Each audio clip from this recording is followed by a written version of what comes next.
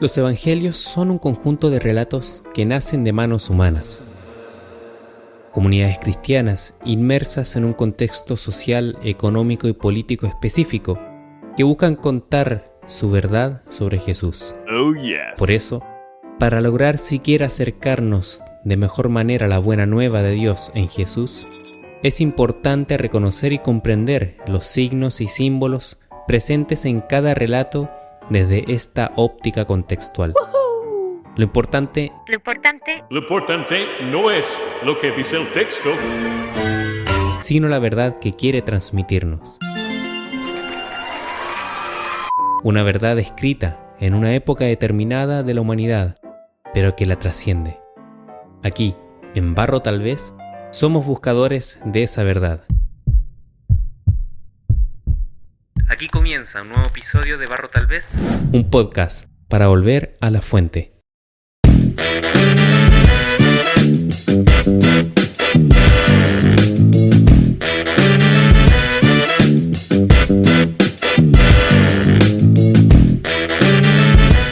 Hola, ¿qué tal a todas, a todos?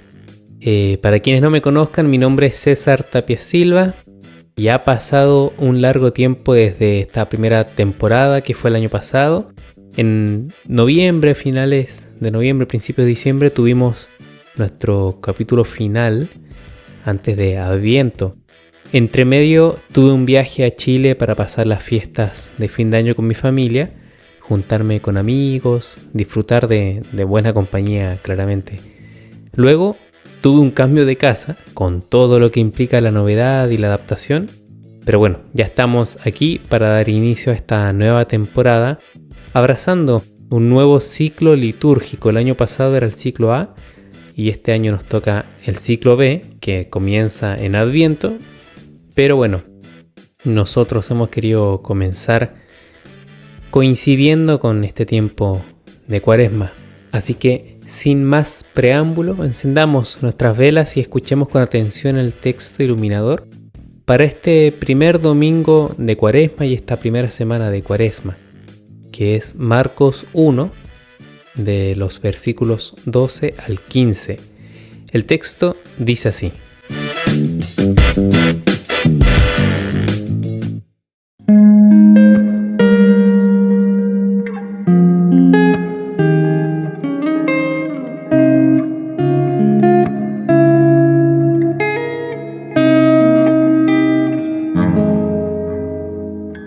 A continuación, el Espíritu lo empujó al desierto y permaneció allí 40 días, siendo tentado por Satanás. Estaba entre los animales del campo y los ángeles le servían.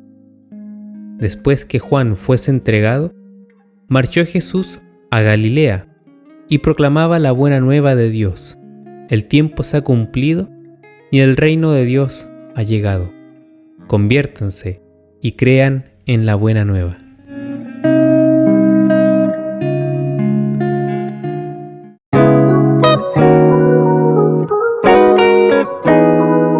No es casualidad que comencemos en esta fecha. He decidido que así sea, y es que la Cuaresma es un tiempo muy especial y a veces no comprendido, incluso por nosotros los católicos.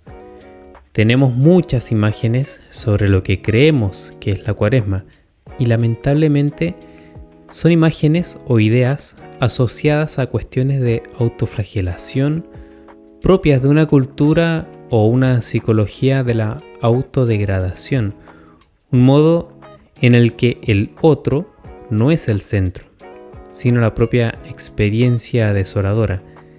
En este modo de comprender la Cuaresma, Dios deja de ser el centro y lo relevante es el dolor que siento, como si Dios me invitase a vivir una vida de esclavitud al dolor y no de libertad en el amor. Lo cierto es que la Cuaresma es un camino de preparación, tal como Jesús en el desierto. Pero primero, antes de entrar al Evangelio, está bueno comprender que en las lecturas de cada domingo de Cuaresma, en este ciclo B, se nos proponen dos rasgos muy importantes respecto a la salvación. Primero, se nos presentan eventos importantes, entre comillas, en la historia, es decir, presentes en el Antiguo Testamento. Esto por medio de la primera lectura. ¿Cuáles son estos eventos? A lo largo de la Cuaresma vamos a ir viendo el diluvio, la prueba de Abraham, los mandamientos, Dios como guía del hombre en su historia y finalmente la nueva alianza. Todo esto para cada domingo respectivamente. El segundo rasgo de salvación que veremos es por medio del Evangelio, es decir, la vida de Jesús. ¿Cuáles son? Las tentaciones, la transfiguración, el templo destruido y reconstruido, el amor de Dios al mundo y por último la, entre comillas, hora de Jesús. Lo que escuchemos en la primera lectura, en las misas de aquí en adelante de los domingos, es lo que marca el camino cuaresmal.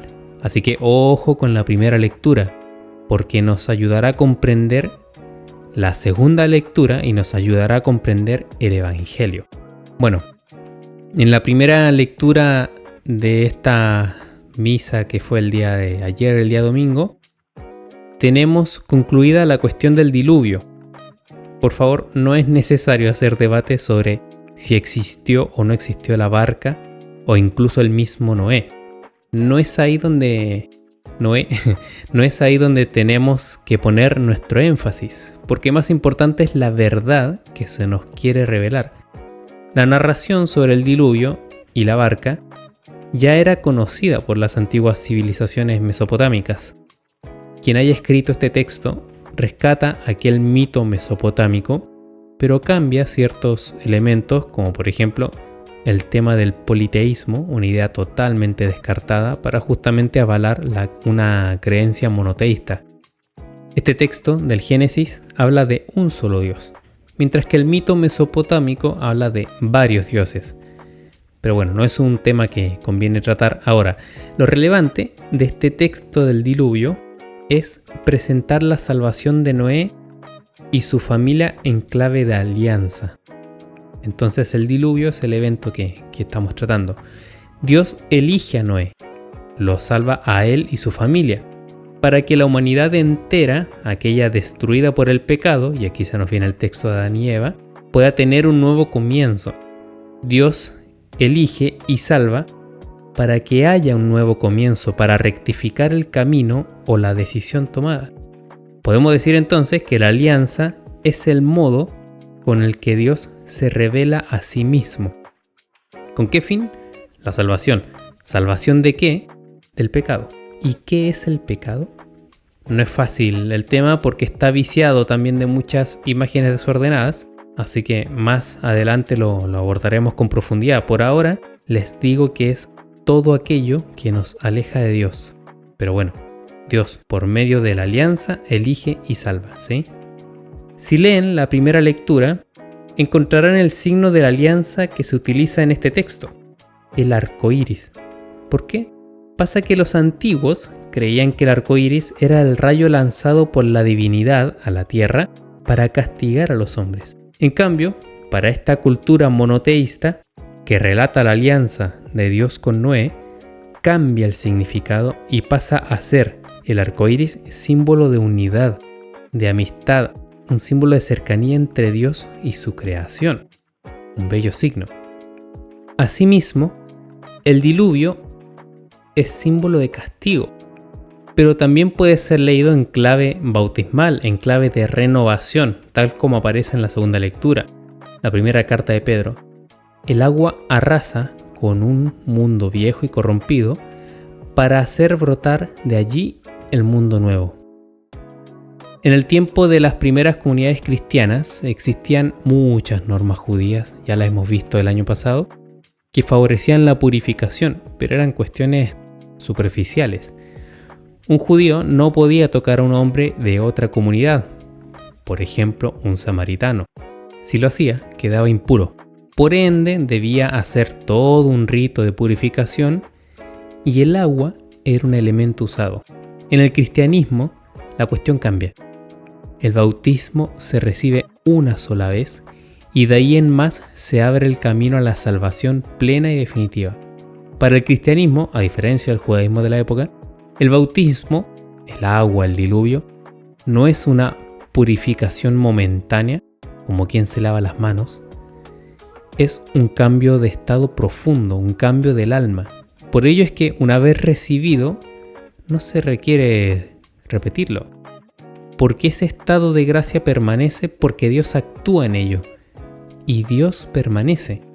El Evangelio guarda también ese signo del agua, aun cuando no es mencionado en este relato, pero sabemos que pertenece al texto si leemos un versículo antes. Jesús, luego de entrar en contacto con el agua del bautismo, es que ingresa al desierto. ¿Quiere decir esto que Jesús deja una vida de impurezas para pasar una vida libre de pecado? No, para nada. Salgan de ahí, y eso además sería una herejía. La confrontación, según algunos expertos, no tiene que ver con Jesús y su propio yo o su propio pecado, sino más bien con el pecado de Adán, confrontación con una historia de pecado en la humanidad. Lo que el evangelista quiere mostrar es justamente la confrontación Adán-Jesús. Y no me refiero a dos personas confrontadas. Recuerden que estamos haciendo el camino de Cuaresma, el camino de sanación del pecado. Ese es el telón de fondo del por qué escuchamos esta lectura en Cuaresma, no lo olviden. Entonces, esta confrontación Adán-Jesús tiene que ver con la adhesión o no al proyecto de Dios. Mientras Adán, pudiendo elegir el proyecto de Dios, cae en el pecado, Jesús confirma la adhesión al proyecto de Dios sin caer en la tentación. La victoria de Jesús, o este nuevo Adán, entre comillas, por sobre la tentación de parte de Satanás, ahí en el desierto, es la que confirma el proyecto de Dios en Jesús y la que nos trae equilibrio y armonía a nuestras vidas. ¿Por qué? Porque por fin en la historia tenemos un ejemplo real y concreto de adhesión madura y verdadera al plan de Dios y de rechazo al pecado. Pero Jesús es Dios. Nosotros no somos Dios y más aún, muchas veces estamos carentes de fe, carentes de creer que el proyecto de Dios en nuestras vidas nos trae plena libertad. Nos falta mucho creer verdaderamente en Dios. ¿Por qué digo esto? Jesús creía y su fe lo ayudó a no caer en la tentación durante, simbólicamente, 40 días. Jesús fue tentado no solo 40 días, sino a lo largo de toda su vida. El 40 es un número. Jesús, al igual que nosotros, fue tentado toda su vida y la fe en el proyecto de Dios lo mantuvo centrado y firme en su decisión. Siempre tendremos tentaciones en nuestra vida, pero ¿qué es la tentación? La tentación no es más que aquello que busca alejarnos de nuestra elección libre por Dios. Quitar a Dios del centro, quitar el amor de nuestro centro, quitar el perdón de nuestro centro, quitar la posibilidad de hacer las cosas mejor de lo que nuestro primer impulso nos lleva. Amigas, amigos, comenzamos el tiempo de Cuaresma, un tiempo para creer más en Jesús, para ver si tenemos a Jesús, a Dios, en el centro de nuestras vidas, o si más bien nos tenemos a nosotros mismos. Repito, no es un tiempo para autoflagelarnos, para imponernos cargas que no podemos llevar, o para rememorar con mucho dolor y culpa el daño que hemos hecho a otros o a nosotros mismos. Eso es de Satanás, eso es muerte. Eso pone en el centro nuestro propio desorden y no pone en el centro a Dios. Cuidado con escuchar solo la voz de Satanás y no la de Dios, que nos quiere libres. Que la vida de Jesús, su modo de comprender a Dios y de asumir con plena fe el proyecto de su Padre, nos marca el camino. Dejémonos en este tiempo renovar con el ejemplo de Jesús. Dejemos que nos renueve como esa agua viva. Un abrazo grande y nos acompañamos en el siguiente episodio de Barro Tal Vez, un podcast para volver a la fuente. Que tengan una linda semana. Chao.